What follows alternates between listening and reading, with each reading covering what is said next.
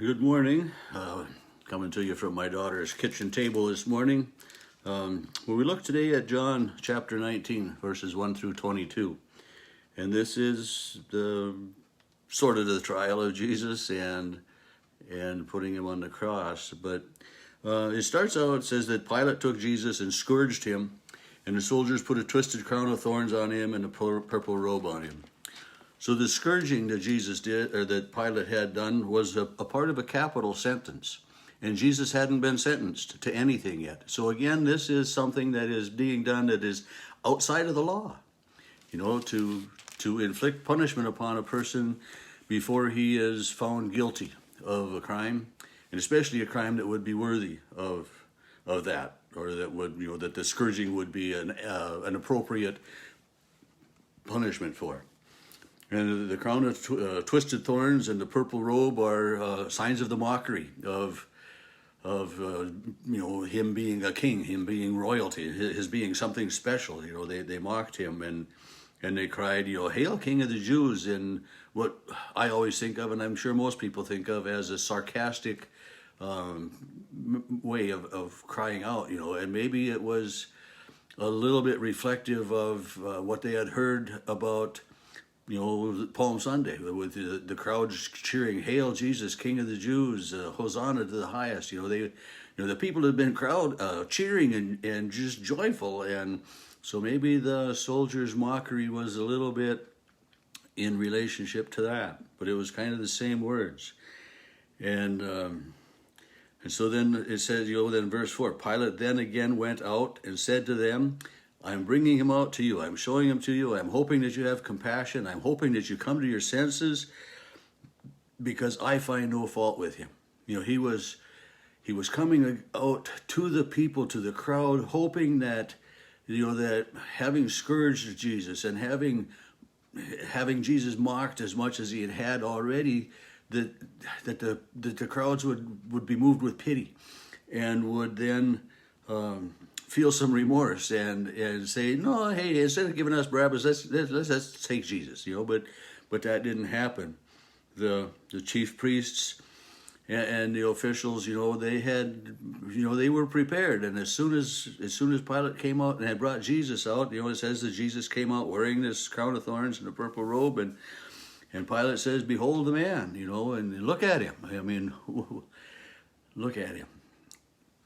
And it's so hard to look at Jesus on the cross, and Jesus with the crown of thorns and the purple robe, and the shame that they were trying to put on him. But the crowds didn't get a chance to be moved with compassion and pity, because the chief priests started the chant of "Crucify him, crucify him." And that's what it says. "Therefore, when the chief priests and officers saw him, they cried out, saying, 'Crucify him.'" So the chief priests are the ringleaders. They're the church officials are the ones that are the most against Jesus, and they cry out, "Crucify him." And in my Bible, the word "him" is in italics, so it's "crucify him." It's not, they're being very specific about, they want Jesus crucified. And Pilate, says, "You take him and crucify him. I find no fault." And they say, "Well, we as Jewish people have no authority to put anyone to death, because our laws, we can't enforce those laws of ours because of the Roman rule. We have, but we have this law that because he claims to be the Son of God, that he's blasphemed, and he needs to be put to death." In verse 8, John tells us that when Pilate heard that again, he was even more afraid. And he went back in and he talked to Jesus. And he says, "Where are you from?" But Jesus didn't answer. And Pilate said, "Are you not speaking to me? Don't you know that I have the power to crucify you, the power to release you?" And Jesus says to him, "You have no power over me other than what has been given from above." And then he says, "The one who delivered me to you is guilty of greater sin." So Pilate is worried about, we have his washing of his hands of the Jesus blood, but this word of Jesus, "Therefore the one who delivered me to you has a greater sin." He's talking about Caiaphas. He's talking about the Jewish council, the Sanhedrin, they're the ones that brought Jesus to Pilate to be crucified. So Jesus is saying they're the ones, especially Caiaphas, who had the official authority as the leader of the Jews, that he could have released Jesus as well. And Pilate, it says, from then on, Pilate sought to release him, but the Jews cried out, if you let him go, you're no friend to Caesar's. You know, you're working against your own government. And so, I mean, Pilate just, didn't know what to do. He was caught in this predicament of, if I do this, they're going to say one thing. If I do that, they're going to do another. And I'm going to have an innocent man killed. I mean, Pilate says 3 different times that I find no fault with him. Pilate tries to let Jesus go, and he brings Jesus out. And in verse 14, John says it was the preparation day of the Passover, at about the 6th hour. So this is early in the morning. And Pilate says to the Jews, behold your king. And they start crying out, away with him, away with him. We have no king but Caesar. Kill him, crucify him. And then Pilate, it says, delivered him and led him. And they took Jesus and led him on the way to the cross. I want to talk just a bit about that, the preparation day of the Passover. According to Jewish tradition, the preparation day of the Passover would be Thursday, not Friday. I mean, the Synoptic Gospels, we have Jesus crucified on Friday, and I might get into a little bit of hot water with some of you, but we talk about Jesus being in the grave 3 days, and like Friday night, if Saturday, it encompasses parts of 3 days. But if, as John writes, that Jesus, if this happened on the preparation day of the Passover, this would be on Thursday. That would be the day that the sacrificial animals would be slaughtered and prepared for then the next day and stuff. So there's, again, discrepancy here between John's gospel and the other gospels, which may or may not really have a whole lot. It doesn't really have any bearing on anything. I mean, Jesus died on the cross and he was raised from the dead, and so it's just one way where John tries to be specific. And this next being specific, as Jesus, starting in verse 17, and he, Jesus, bearing his cross, went out to the place called the place of the skull, which is in Golgotha.